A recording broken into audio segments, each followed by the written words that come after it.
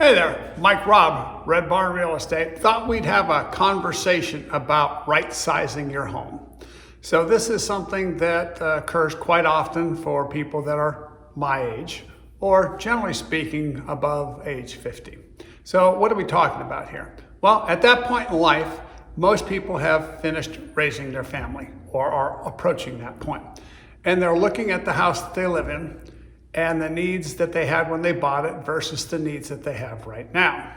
Very often, people find that they have much more house than they need at that point. And they're looking at perhaps downsizing or right-sizing the home. And it can be for a number of reasons. It could be simply the house is too big. It could be that doing all the maintenance and upkeep on the house is getting burdensome.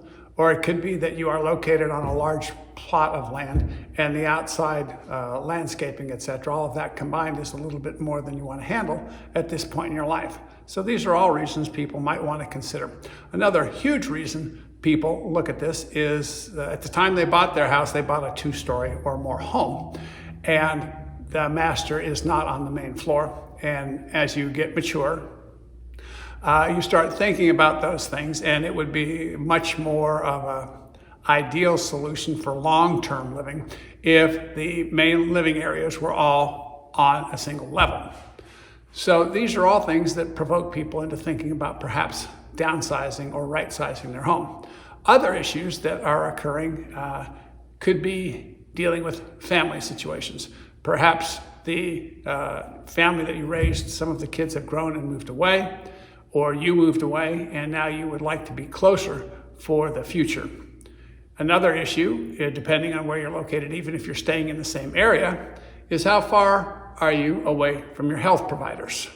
If it's a long half-hour or more drive to get to the medical facilities, as we age in place, those considerations become more of a concern.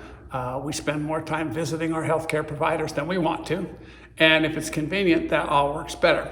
Another thing is if you're living far away from neighbors, etc., and anything were to occur, then it's more of an issue.